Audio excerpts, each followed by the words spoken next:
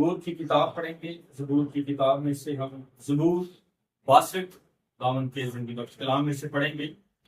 آپ سبوں کی اس آمد کے لیے ہم خداوند کو گزار ہیں کہ خداوند نے اس ہفتے ہمیں پھر یہ موقع بخشا کہ ہم صاحب جو ہے باہم مل کر اس کے کلام مقدس کو سیکھ سکیں اور اس کے کلام پر غور و خوض کریں. ہم ان سچائیوں کو جان سکے جو خدا ہم پر ظاہر کرنا چاہتا ہے. آمین. اور خدا ہماری پناہ گاہ ہے. آمین. آج کا جو ہمارا موضوع ہے وہ ہے خدا ہماری پناہ گاہ ہے. خدا ہماری چھپنے کی جگہ ہے. خدا ہمیں تمام مشکلات اور پریشانیوں سے بچا کر اپنی حفاظت میں رکھنا چاہتا ہے. آمین. اور مقدس داؤد جو ہے وہ اس بات کو بیان کرتا ہے کہ میری جان کو خدا ہی کی آس ہے, میری نجات اسی سے ہے, وہی اکیلا میری چٹان اور میری نجات. آمین. بنی اسرائیل میں چٹان اور پہاڑ جو ہیں وہ خاص اہمیت کے حامل ہیں, اور ایک ایسا وقت بھی آیا کہ جو غیر قوم تھے وہ یہ سمجھ رہے تھے کہ ان کا خدا پہاڑی خدا ہے, اور اگر ہم میدان میں لڑیں گے تو ہم ان سے جیت جائیں گے. لیکن میرے ضرور یاد رکھیں کہ خداوند خدا جو یہوہ خدا ہے, جو قدوس اور برحق, جو جلالی اور آسمانی باپ ہے, وہ ہمیشہ اپنے لوگوں کے ساتھ کھڑا رہتا ہے. آمین. چاہے حالات کیسے بھی ہو, وہی ہمارا اونچا برج. اور زبور نویس کہتا ہے کہ مجھے زیادہ جنبش نہ ہوگی, تم کب تک ایسے شخص پر حملہ کرتے رہو گے جو جھکی ہوئی دیوار اور ہلتی باڑ کی مانی ہے. آمین. میرے جو مقدس داؤد جو ہے وہ اپنی محافظت کے لیے خدا سے دعا کرتا ہے اور خدا سے التجا کرتا ہے کہ خدا تو ہی میرے چھپنے کی جگہ ہے, تو ہی میرے لیے چٹان ہے. اور بنی اسرائیل اس بات سے واقف ہیں کہ وہ چٹان جو بیابان کے اندر تھی, جو ان کے لیے پانی کا کام کرتے ہیں, اور خدا نے کہا کہ جب تم اس چٹان پر مارو گے تو اس میں سے پانی. آمین. آج ہم اس چٹان کے پاس نہیں جاتے. آج ہم خدا کے ان وعدوں کے لیے اور اس کی اس برکت کے لیے, اس کو حاصل کرنے کے لیے ضرور ہے کہ ہم اس تک پہنچیں, اور وہی ایسی چٹان ہے جو ہماری زندگی کو سیر کرتی ہے. آمین. اور وہی ہماری پناہ گاہ ہے جو ہمیں مشکل حالات کے اندر بھی بچا لیتا ہے. آپ حزقیہ بادشاہ کو دیکھیں کہ حزقیہ بادشاہ جو ہے وہ پریشان ہے کہ اس کے جو مخالف ہیں وہ چڑھ دوڑے ہیں تاکہ بنی اسرائیل کو, اس کے بادشاہ کو ہلاک کر دیا جائے, لیکن مدد کے لیے کوئی بھی نہیں ہے. اور حزقیہ بادشاہ جو ہے اس بات سے پریشان ہے کہ اب وہ کیا کرے. بہت دفعہ ایسا وقت بھی آتا ہے کہ نہ صرف عام لوگ بلکہ ایماندار بھی گھبرا جاتے, وہ بھی پریشان ہو جاتے, وہ بھی مایوس ہو جاتے ہیں کہ اب وہ کیا کریں اور کہاں پہ. اور دیکھیں کہ مسیح یسوع جو ہے اس پر جب جان کنی آئی اور سخت ڈپریشن میں گئے, سخت پریشر ان پہ آیا, تو ان کے لکھا ہے کہ ان کا پسینہ گویا خون کی بوندیں بن بن کر ٹپکتا رہا. اور دیکھیں کہ ایلیا جو ہے وہ ایک وقت پر خدا کا بڑا خاص بندہ, خدا کا ممسوح ہے, اور وہ مرد دعا اور مرد خدا ہے. لیکن پھر ایک ایسا وقت آتا ہے کہ کہتا ہے کہ خدا بہتر ہے کہ میں مر جاؤں. یونا جو خدا کا بندہ ہے وہ بھی خدا کی حضوری میں ہے, اس کے ساتھ چلتا ہے, لیکن جب سخت حالات ہوتے ہیں تب وہ بھی کہتا ہے کہ خدا میری جان مجھ سے لے لو, بہتر تھا کہ میں پیدا نہ ہوتا. مقدس ایوب جو ہے وہ خدا کے ساتھ چلتا ہے, ہر ایک بات میں خدا کی شکر گزاری کرتا ہے اور خدا کی عبادت کرتا ہے, لیکن ایک ایسا وقت بھی آتا ہے جو وہ کہتا ہے کہ کاش میں پیدا ہی نہ ہوتا, اور لعنت اس دن پر جس دن میں پیدا ہوتا. آپ دیکھیں کہ دنیا کے حالات جو ہے وہ کس قدر سکڑتے چلے جا رہے ہیں اور مایوسی کس قدر جو ہے پھیلتی چلی جاتی ہے، لیکن اس مایوسی کے باوجود خدا آپ سے وعدہ کرتا ہے، خدا ان سب لوگوں سے وعدہ کرتا ہے جو اس کے ساتھ وفاداری سے چلتے ہیں، اور خدا انہیں بچانے کی قدرت رکھتا ہے کیونکہ وہ یہوہ خدا ہے، وہ حفاظت کرنے والا باپ، اور اسی لیے وہ کبھی بھی اپنے لوگوں کو ترک نہیں کرتا۔ اس نے حزقیہ کو بھی ترک نہیں کیا، اس کو نہیں چھوڑا، اور جب مخالف جو ہے اور اسوریوں کا بادشاہ اور اس کا سپہ سالار جو ہے وہ اس کے شہروں کو گھیرنے کے لیے تیار ہے کہ اب ان سب کو ہلاک کر دیا جائے، اب حزقیہ نے اپنی التجا خدا کے حضور میں رکھی۔ اب حزقیہ جو ہے وہ اپنا معاملہ خدا کے سپرد کرتا ہے اور خدا سے کہتا ہے کہ خدا تو ہی مدد کرنے والا ہے، تو ہی ہمارا اونچا برج، تو ہی ہماری پناہ گاہ۔ اب حزقیہ نے کوئی اور پناہ گاہ نہیں ڈھونڈی، اب حزقیہ کسی اور کے پاس نہیں گیا، بلکہ اس نے اپنا معاملہ خدا کی حضوری میں رکھ دیا اور اسے کہا کہ خدا تو ہی اس کا مقابلہ کر سکتا ہے۔ اب حزقیہ کے پاس نہ تو کوئی پراپر آرمی ہے، نہ اس کے پاس ویل ڈسپلنڈ جو ہے لوگ ہیں جو اس سے لڑ سکے، اب اس کے پاس کچھ بھی نہیں ہے، اور مخالف جو ہے اسے یہاں تک اپنی طاقت پر اسے بھروسہ ہے، کہتا ہے کہ تو ہم سے گھوڑے لے، اور تیرے پاس اتنے لوگ بھی نہیں ہیں کہ وہ ہمارے ساتھ لڑ سکیں۔ اتنے ذلت آمیز الفاظ جو ہے وہ استعمال کرتا ہے، لیکن حزقیہ جو ہے وہ خدا کی حضوری میں ہے اور خدا کا بندہ اس کے لیے پیغام لے کے آتا ہے کہ اے حزقیہ تو پریشان نہ ہو، خداوند تیرے خدا نے تیری آواز کو سن لیا ہے، وہ خدا جو یہوہ خدا ہے، وہ جو آسمان اور زمین کو پیدا کرنے والا ہے، وہ جو سیون سے پکارتا ہے، سیون سے دھاڑتا ہے، تیری مدد کے لیے آمد۔ اسی لیے خدا جو کوئی سیون سے، خدا جو ہے کوئی سیون سے اپنے لوگوں کو بلاتا ہے، اور دیکھیں کہ یہ ایسی جگہ ہے جہاں پر خدا کی حضوری ٹھہر جاتی ہے۔ آمین۔ یہ ایسا پہاڑ ہے جہاں پر خدا کی قدرت اور خدا کی موجودگی ہے، خدا کی حضوری ہے، اور اسی لیے یہ کوئی سیون جو ہے وہ دوسروں سے مختلف ہے کیونکہ وہ عام نہیں رہا، بلکہ جو بادشاہوں کا بادشاہ، خداوندوں کا خداوند، جو خلقت کا مبدا، جو الفا اور اومیگا خدا ہے، جو قدوس اور جلالی ہے، وہ اس پر آ ٹھہرتا ہے، اور جہاں پر وہ ٹھہر جاتا ہے وہ کوئی چیز عام چیز نہیں ہے۔ ہاللیلویہ، آمین، آمین، آمین۔ میری زو، جب خدا میری اور آپ کی زندگی میں آتا ہے تو پھر میں اور آپ عام نہیں رہتے، آمین، ہم خاص ہو جاتے ہیں کیونکہ خدا کا روح جو ہے وہ ہم پر ٹھہرا سکتا ہے، اور خدا اسی لیے جو ہے اپنے لوگوں کی پناہ گاہ۔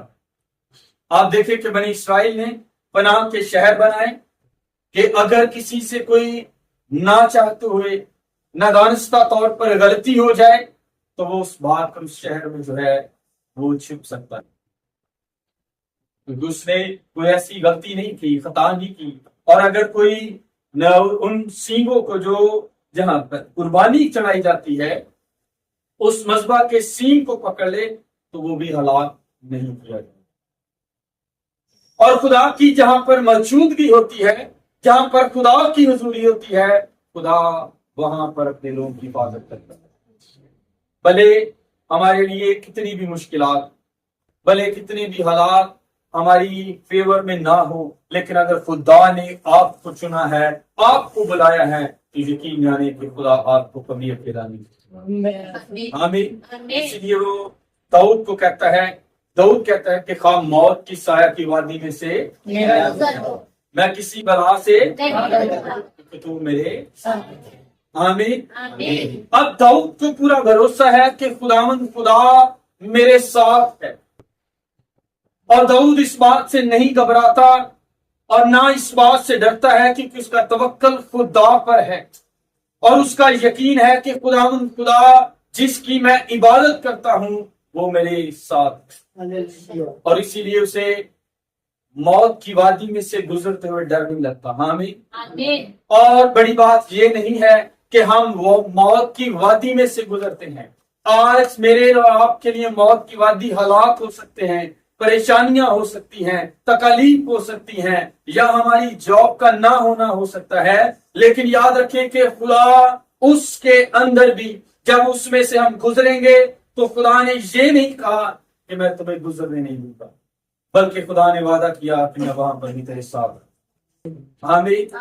ان حالات کے اندر بھی خدا وعدہ کرتا ہے کہ میں تیرے ساتھ کھڑا ہوں، اور آج بھی خدا اپنے وعدہ کے مطابق ہم سبوں کے ساتھ پھر لکھا ہے کہ خدا میری نجات اور میری شوکت خدا کی طرف سے ہے۔ آمین۔